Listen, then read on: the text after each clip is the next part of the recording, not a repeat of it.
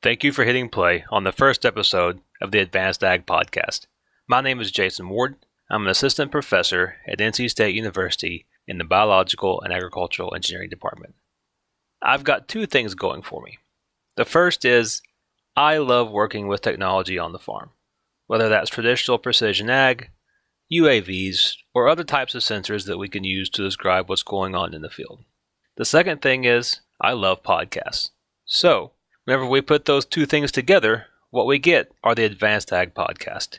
The goal here is to have conversations with friends and colleagues, whether they're academia, industry, government, or whoever, so that we can discuss the state of the industry as it relates to technology in agriculture and how that impacts the real world, specifically what happens on the farm, whether that's machinery management, data ownership issues, how we use these data to make good decisions, and even how it impacts the markets.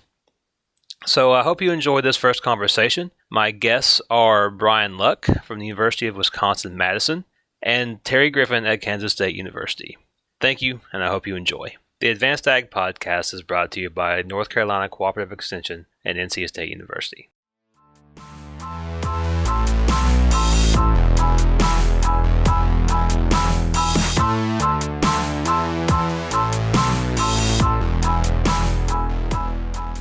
Let me welcome you to the first episode of the Advanced Ag Podcast, a precision ag podcast. We've got a couple folks here that we're going to have a little bit of discussion. We've got Terry Griffin at Kansas State. You might know him as the Space Plowboy on Twitter. You got Brian Luck at Wisconsin. Brian, what's your Twitter handle? BLuck_BSE_UW. So just wanted to hit a couple news items here before we get into some further discussion.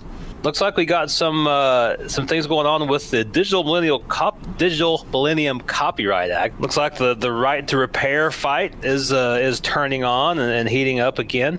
Got some interesting feedback, some new articles, a new video out on Motherboard that seemed to get a lot of hits and a lot of traffic. So maybe seeing some increased discussion around DMCA and right to repair. Y'all hear anything about that?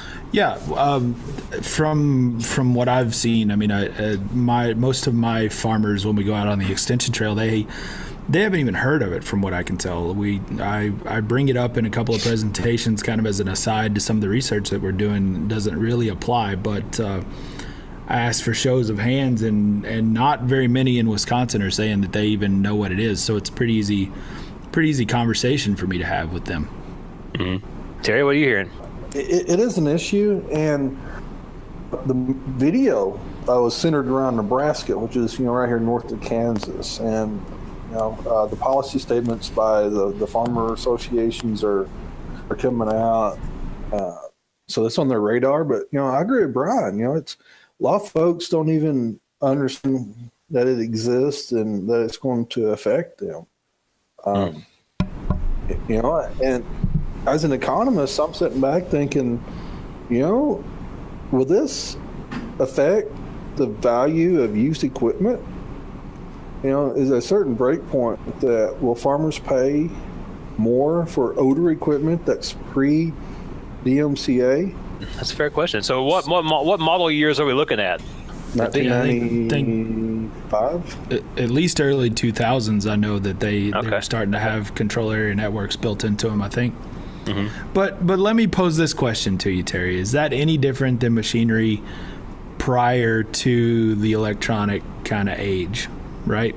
So the story I tell gets into turning up the fuel pump on an Alice Chalmers. Which we've all done. Right?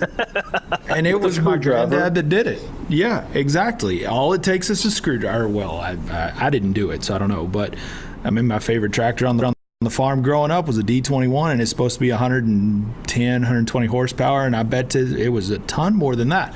What's the difference when we're talking about this? I mean, the screwdriver versus the tools that we use today, CAN bus interface, et cetera. I mean, is there really any difference? Well, why is it a new thing, I guess, is what I'm asking. Okay, I think both scenarios is going against the policy of the manufacturer.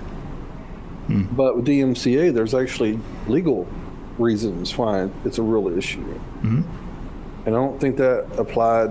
There wasn't any legal issue applied to turning up the injectors on a tractor back in the 80s. That's fair.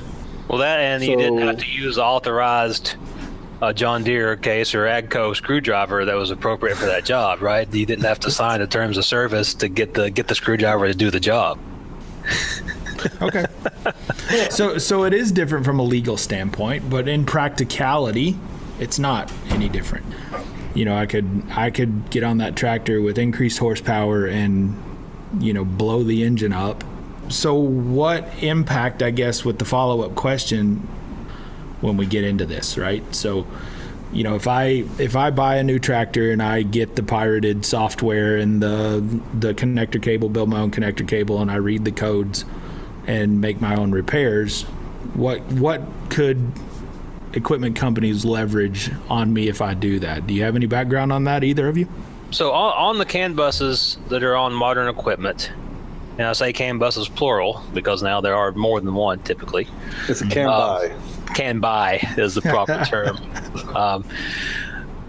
There's a lot of handshaking that goes on. So if you put an ECU on that network, it's going to handshake with other modules on that network. And if it doesn't respond appropriately, then it could theoretically, greatly degrade bus performance or shut it down completely. Agreed. So, for safety, if you go in there and change a setting and fiddle around, you may not know what you've done. Are there safety aspects to this, right? So if you accidentally inject code that's changing the throttle position sensor on the machine, then you could theoretically damage the machine. Over-rev the engine, all kinds of other problems. So a video that I watched, which is probably the same one you guys are talking about, is essentially all the guy was doing was trying to read the codes and see what was wrong with his machine. Right? And, I will admit that I'm guilty of doing that on my pickup truck. Oh, yeah. Not with the certified tool that you can borrow from any auto parts store or anything like that, right? I have another way of doing it. There's probably a limit there, right? So if you're just reading the codes to understand what is wrong, what you need to fix, what's not operating properly, I agree totally if I'm changing engine parameters and, implement parameters and all that stuff. So I'm not an engineer, but I know a couple of guys. And the terms that you just used was you read the codes. I hear engineers for the manufacturers use different terminology. They're saying when you intercept the codes. So by merely observing the system, you've interfered with data being processed through what you guys call the ASIL bus, ASIL buy. I don't know, and that's what the nature of the controller area network is that the messages are out there, and depending on what you're using, if you're intercepting, I agree, but it doesn't. My understanding of the way those work is we wouldn't be intercepting. The message is still there, and anything on the bus can still read it. We're just reading it with something else. Yeah, there's definitely a discussion going on, and it definitely seems to be. A few farmers, that, and let's say independent service providers, who would like to be able to repair those machines and don't have the capability to do so any longer. So there's going to be some further discussion let's about it. Double back to Terry's original question, the value of used machines. So did I see online where maybe Machinery Pete or somebody was saying that those values over the past couple of years have been going up? Okay, you made a comment. You said some of the folks you've talked to when you're on the extension circuit are aware that DMCA right to repair is an issue. If they're not aware, then there shouldn't be any difference in value. But once they understand that there's a difference, and from, let's say, you telling them, maybe you're the vector here. Maybe I'm the problem. So when you educate folks about this issue, once they understand it, I do believe that there's going to be a shift in the value of certain models, before and after and especially in some locations. If you're near a dealership, it's going to be different than if you're 100 miles away, like the example in the video that came out this week. I was just going to say, hauling machines to get them serviced and doing that on a regular basis is a real cost for anybody that owns one of those machines. That's for sure. Absolutely. Well, we got something interesting going on right now with the new generation of the electric drive planters. Starting this model year.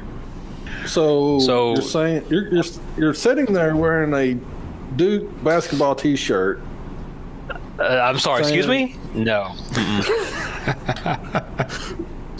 Saying that electric drive State, planter right, and the ones with turn compensation will not work in tractors older than a certain model with OEM equipment, unless you're going aftermarket. Right. Yeah. So it's the 2018 planters with electric drive must have Gen 4 display. These 8000 series 2006 model year. And most of that is not ISO VT compatible. So that if we look now over time, we can look at that 2006 model year tractor and think and kind of track it and see what happens over the next couple of years with that particular model or that year model. But of course that's independent of features or of add-ons or anything else, right? If you want this to work, you're gonna have to have newer equipment to make it behave, right? Yep. And not only newer equipment, but it's got to be same manufacturer in this case, unless you somehow retrofit the controllers, which may not be something that everybody's willing to do. You see a lot of people going, precision planning route, because that's a completely standalone system. So it's kind of one of the reasons you see people go in that direction, I think. And you can watch Netflix on the iPad in the evening. That's right. That's important. That's, added value. That's right. So speaking of planters, it is getting ready to be planting season. It's about to be time we're going to be out in the field, really blowing and going, trying to get some seeds in the dirt. So Brian, you've been doing some stuff with some planter settings. What are you seeing? What are you up to? What are you doing? So we got a little research, and it was 2016 up here. We were talking about Wisconsin has, I'm not going to call us unique by any means, but we have a very interesting situation where we have more dairy manure than we know what to do with. So we were... Wait, Wisconsin? Come on, yeah, really? No, you can't hardly believe it, can you? But when you talk to some growers, they're always looking to find ways to get rid of that manure, and as a byproduct of that, we're applying, the general trend is we're applying more than the fields need. So they're trying to come up with other ways to mitigate some of those over applications, and a question comes up about cover crops. So the initial question came to me, it was, how do we do the best work planting into heavy residue, specifically with cover crops? So to look at a full-blown planter study, if you're talking about every setting and every aftermarket piece of equipment you could put on there, I would need the whole state of Wisconsin as a replicated research trial. It's not going to get done. So we pared it down a little bit to this point, and jumped out and just started looking at closing wheels. So if you don't get the furrow closed, you're not going to get the emergence that you want, and it's a little more difficult when you're talking about heavy residue. So we ran out and tested 4 closing wheels. We had 1 year worth of data. I'm not going to share, the whole shoot and match, but we replicated at 4 locations, about an acre per. It was about 130 replications per site. And what we found was using aftermarket closing wheels versus the standard closing wheels are statistically significant. You get statistically significant better emergence when you use some of those. No one closing wheel came out as a better than the other at this point. We're looking in, sandy loam and silt loam soils, and then we had a heavy clay. Long story short is looking into some of these aftermarket closing wheels and getting the down pressure right. The answer we came up with at this point is 2% better emergence. So it went from about 95 to 97%. With the statistics that we ran. Continuation of that study again happening this year. We actually just saw out of the USDA lab down in Auburn that they're doing something similar with cotton, or had done something similar with cotton recently. So that just came out as well. So we're going to do sort of a follow-up in corn and soy.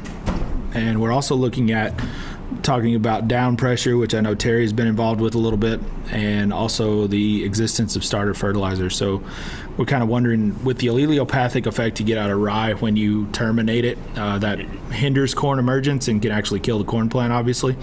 We're wondering if we can get a little more leeway on termination versus planting if we include starter fertilizer and try to get to push that plant out of the alleliopathic. We don't know. We haven't tested it yet, but that's sort of where we're headed.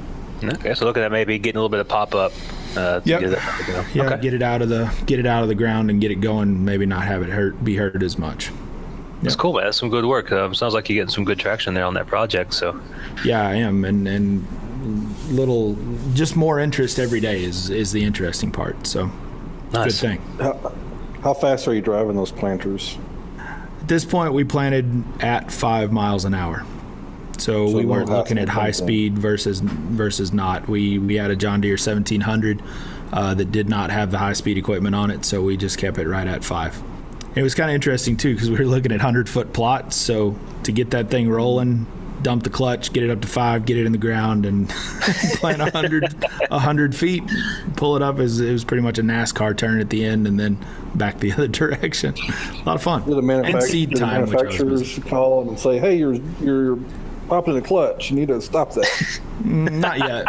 Yeah, they're watching it on the remote telematics, You know what's really funny is they are very interested. At least the closing wheel manufacturers are interested in seeing what we come up with this. So they're kind of getting on board. And I wanted to get it out the door first, just kind of as a testing, from our standpoint. And then now they're hearing a little bit about it, and they're really interested in what we're finding. So. Great, man. Nice work. Hopefully we'll get a follow-up on that here after this next season. And we can definitely do that. The other really interesting thing that I'm learning about is all of the planter controls, and some of the aftermarket things are even interesting. So you got your variable down pressure, which is, I know AJ and Terry had looked at with EC. But there's actually variable depth control now that exists. There's variable down pressure on the closing wheels. There's, obviously the electronic drive and, all that good stuff. So some of those parameters, when we start doubling back and looking at, you can look at sidewall compaction and, with the variable depth control, even soil types across the field. So we got a lot more that we can readily play with to get that seed in the ground right where it's supposed to be, in the seed soil contact and the moisture, and just make darn sure that it's where it's supposed to be and will come up. So exactly. Let me ask you a question about that. Sure. So the engineering works, right? When the planter technology can do all these cool things, do we know enough agronomically to make a site-specific seeding depth prescription? So I have this conversation with my agronomy friends an awful lot. I've Dr. Joe Lauer here, who is a great person to talk to this about, because he would be right there with you and saying that if I tell the engineers I need a rocket ship to plant my corn, they'll build me one, but I'm not sure it's that I need it. Is it justifiable? And the answer is, Terry, I think that's why people like Jason and I are here to some extent, is we build the technologies, we make the technologies, but we also want to be involved in testing and proving that the agronomic is there. That's sort of where the precision ag engineer, or whatever you want to call us, comes in. So, traditional ag engineering machinery guys built the machines, built the electronics, etc. We got to get out and do the proving of it.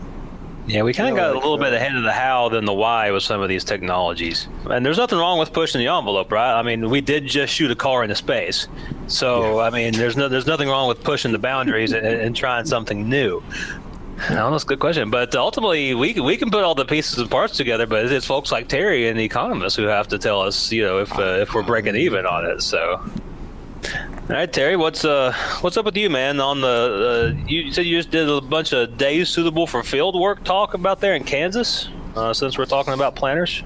Yeah. So I went to North Kansas, and Kansas is one of those states where USDA gives us crop progress and fieldwork probability data for every crop reporting district. So in Kansas, there's 9. Most states have 9 districts. Iowa, Illinois, Indiana, Kansas, Missouri, we get district level data. Most states, you get this data, one observation for the state. So like our peanut project, most of those states just gives us for the whole state, so we know peanut progress for the state of North Carolina. Mm-hmm. Well, in Kansas, we got that for by district, and the cool thing is in Kansas, it gets drier as you move west. Okay, so eastern Kansas, you could almost argue it's more like the eastern Corn Belt. It's like Iowa or Missouri. Western Kansas is a lot drier. It's like it's Colorado, western Oklahoma. And so I was in north central Kansas, and it was a sorghum meeting, and so I just asked the question, so when do we typically plant sorghum in this part of the state? The answer is the first 3 weeks of June.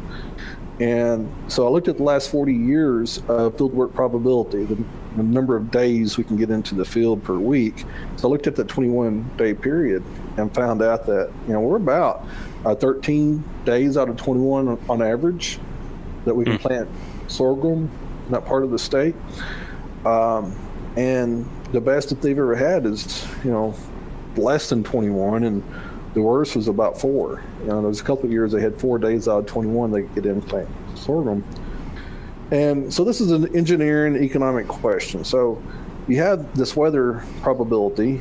So when I'm buying a planter or I'm putting acreage into a commodity, how many days should I expect to have when I'm making that calculation? How big of a planter do I need to plant 2,000 acres?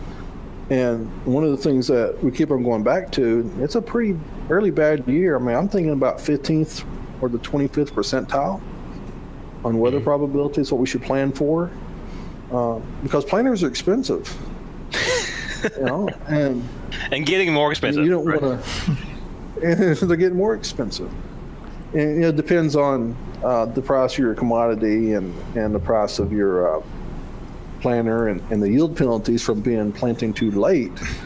But our estimates are we should plan on about the 20th percentile. A pretty bad year when it comes to weather. I'm just looking at when farmers are actually planting, and not necessarily. We're kind of avoiding when's the best time to plant. We're looking at when do farmers typically plant. May be the right time, it may not be, but we've kind of separated that out into when they actually plant, and then look at that time period to kind of see how many days that they can expect to get into the field.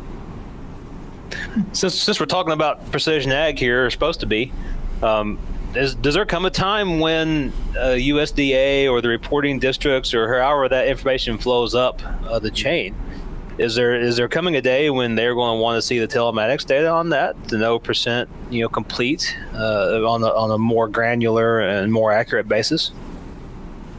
It should be noted that Griffin and Luck both are nodding their heads. Both are nodding their heads on audio. Well, yeah, so I was going to say something. I heard a rumor, and I don't have any verification of this, but I did hear that in our FSA in Illinois was starting to accept the as planted acreage as opposed to their maps that they have and delineating that area off of the field boundaries. Because I had a conversation with somebody, and I can't remember, it's been a year ago or so, but essentially they're starting to accept that, because if you're using RTK and all of that, you're actually more accurate than their maps.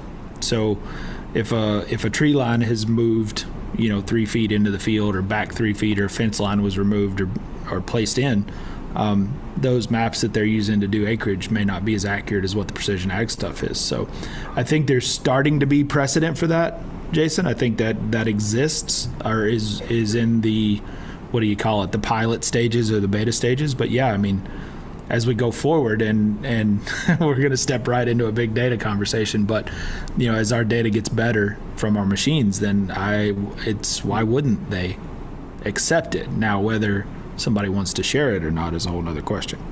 Right. Yeah. So the data that we were talking about with that planting study was the weekly crop progress condition reports that USDA NASS releases for each of the states every week. When big data is really a thing in ag, there's, instead of doing a weekly survey of people, measuring the actual time and motion from planters would tell us more detailed information. and do it a lot quicker than those reports. So there's some companies who, that's sort of on their list of things to accomplish is, can we beat USDA to providing data more quickly? And I haven't seen anyone that's consistently doing that, but a few groups are trying, just on the crop progress, or actually planting progress and harvest progress. The other piece of information that folks are trying to beat USDA to is yield estimates. So these yield estimates come out different times of the year, and it affects the market. And so it seems to be a contest of sorts who can, make these end of year yield predictions sooner and more accurately.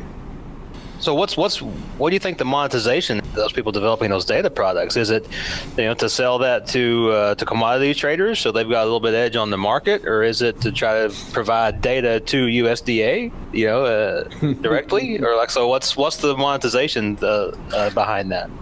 I don't know, Jason, if you had that data, you think USDA is going to pay for it? I mean, they were paying a bunch of people to ride around in a truck and look at, or collect surveys. So, what's the marginal savings on if they were buying bulk data from a provider that's already cleaned and verified? If I had my back pocket full of data like that, I think I would be selling it to traders. Would be the highest value capture. Or you could just short the market yourself. That's on the record here.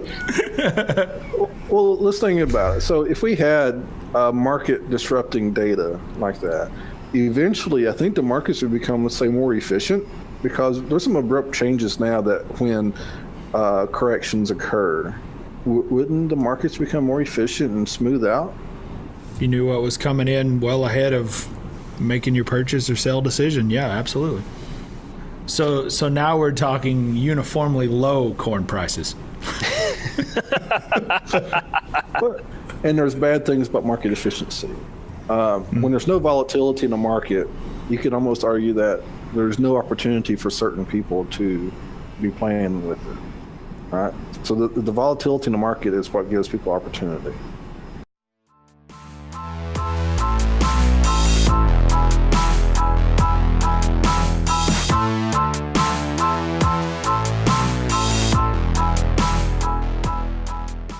So I'm going to wrap up our conversation there. I really hope you enjoyed, and please stick around to hear where you could find Brian or Terry in the near future. Thanks again. Just as an FYI, here in Wisconsin, the BSE Extension, Wisconsin Machinery Extension, is putting on a UAV pilot training on March 27th at the West Madison Agricultural Research Station.